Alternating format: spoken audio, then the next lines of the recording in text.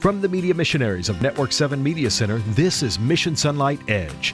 This quarter, our cameras travel across the vast region of the Northern Asia Pacific Division, also known as NSD. We'll bring you stories from a youth training center in the heart of Tokyo, Japan. The purpose of this church is not just to get young people to come to this church, but the purpose of this church is to train young people so that wherever they go in Japan or in the world, they will have a day-to-day personal walk with God. Mission Sonlight will take you to the Sejong Mission Center near Seoul, Korea. Our church is the only SDA church in the city.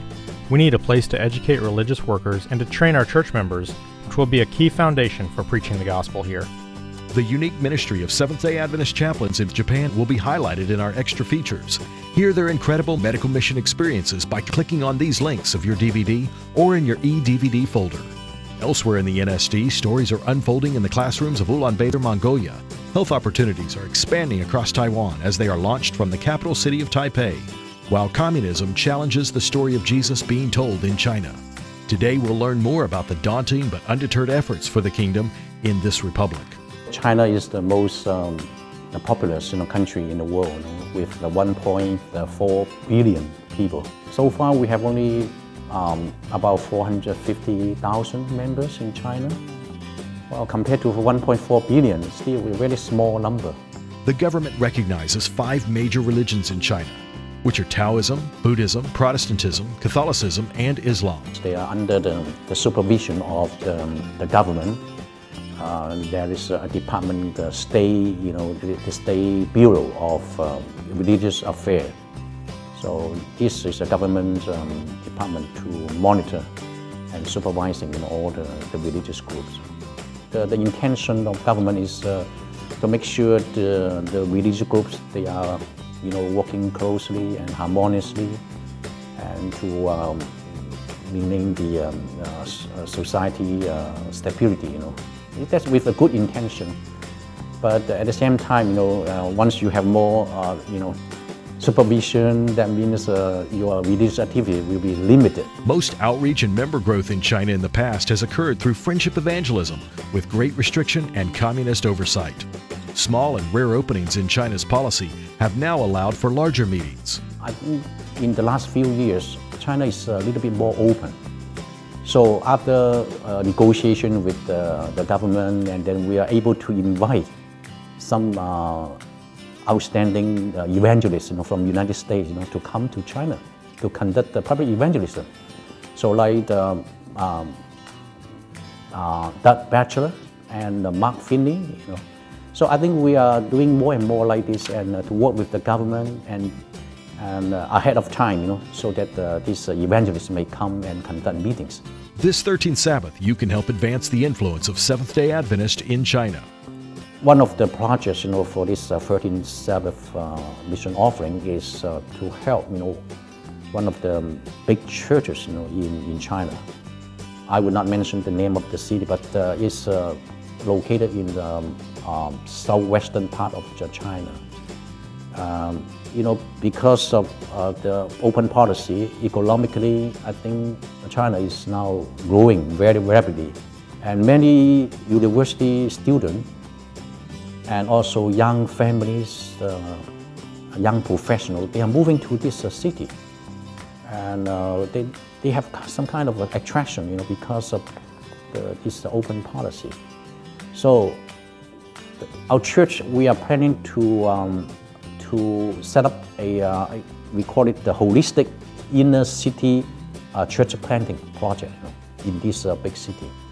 So try to focus and target, the young people, the young professional, the young adults, the university student. So with the help of this special mission offering, I think we can establish such a church in this big city. Hope Zhang has been working with youth and young adults in China. For young people in China, especially in church, they came to church. The main purpose is they are looking for the meaning of life. So I think that's very necessary that we can build a center, family center, because most of the young people, they are about the age to find their future spouse, or they are setting they are prepared for a family. So I think it's very necessary for our young people to have such a counseling. The challenge of a booming Chinese economy means that the temptations of materialism taunt the young Chinese.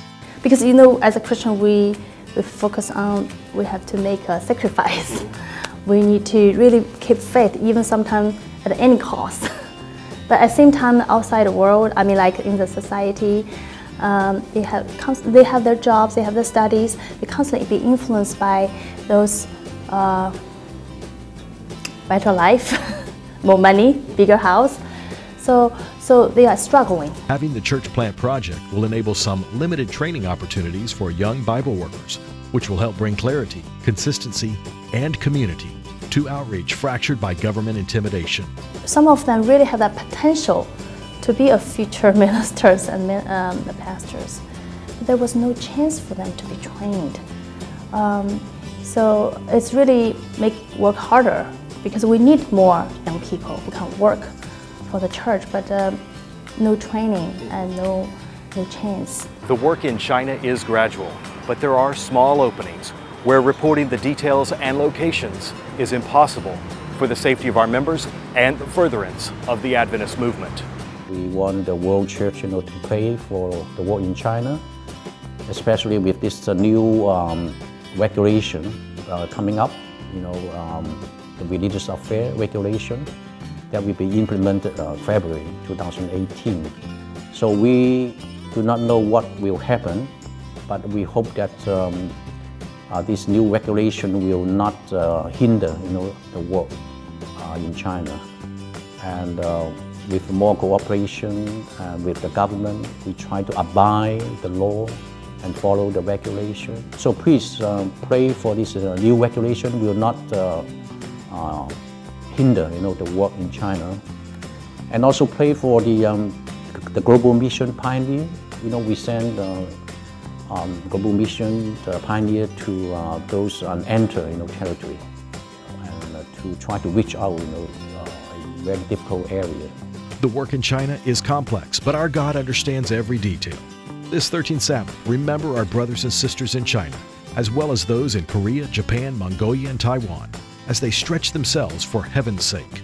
Uniting the Seventh-day Adventist Church through the 13th Sabbath World Mission Offering, we are the media missionaries of Network 7 Media Center. Reporting from the Northern Asia Pacific Division, this is Mission Sonlight.